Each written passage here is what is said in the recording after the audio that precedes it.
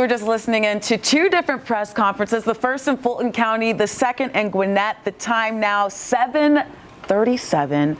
A couple of bits of information that we heard from Fulton County. Some of those polls are going to stay open until 7:45 because of some bomb threats there. They said in total 32 bomb threats were called into the county. They cleared 27, and it does seem like everybody is safe, but that is just some good information to know. 7:45, so that means that those results could be delayed. At 8 o'clock, as we know, we're supposed to be getting those early voting numbers, as well as a lot of the absentee ballots, and we know that that is over half of the vote. Some more information since we've been away. NBC is projecting that Trump will take West Virginia, and I believe Zach already reported this. Vice President Kamala Harris will take Vermont. And Zach, we do have some new Georgia numbers. We do, we sure do. You remember, you've been hearing us a lot talk about how this early advance vote is going to start coming in really early tonight. Here's the example. At 7:06, we had like 3,000 votes. Now we're up to 462,000 votes reported. I think we can take the map up in a moment here. But earlier tonight, this was a pretty blank slate. Now we're up to about 460,000 votes reported. Only about 9% of the estimated total vote is in, but 9% of the estimated total vote is now in. Former President Donald Trump out to an early lead here in Georgia. Jen, Fred, I see you both nodding your head and pondering and thinking about this. Jen, what is jumping out to you right now? I'm waiting for, I mentioned this at the start, that Cherokee was one of my Trump bellwether counties to watch. And I neglected to mention Forsyth.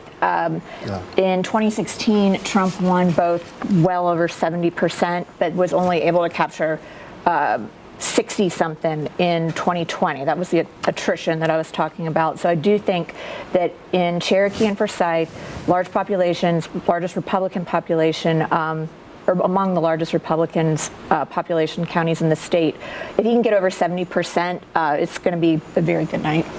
Fred, are you looking at any bellwethers on your end? So it's interesting as we have some significant amount of numbers from Rockdale and from Douglas County. So these are two counties that were for a long time, until about 10 or 12 years ago, were Republican strongholds. They're not amongst the larger counties, right? But they're on the border, and they become blue as, well, honestly, as the metro areas become more expensive, as people moved out a little bit further and further. And so Douglas County is a county that in the last 6 years flipped from red to blue, and Rockdale changed in 2008 and kind of struggled for a couple of years back and forth. And so those two are very interesting. And given the performance that we're seeing right now, that those are deep blue, I think that bodes very well for Democrats for what we can expect to see when the numbers from Fulton and DeKalb, the two large counties, and Cobb, the counties that border Rockdale and Douglas County. So right now, no real surprises in terms of how the counties which counties are going for which candidate, but there are some really strong signs for what we can expect in the metro area, and I think it's important for our viewers to understand what these numbers, like we said before, too soon for gnashing of teeth. I'm glad you bring that up, and Faith, I think we want to go to something in just a second, but Jen, I want to give you last word here, because I think Fred brought up something important here. This is still really early. Right. If you take a look at the results map, we're zoomed into sort of the core metro right now. Some results in Douglas County, some results in Fayette County, some results in Rockdale County, but there's still a lot of blank slates in that core metro.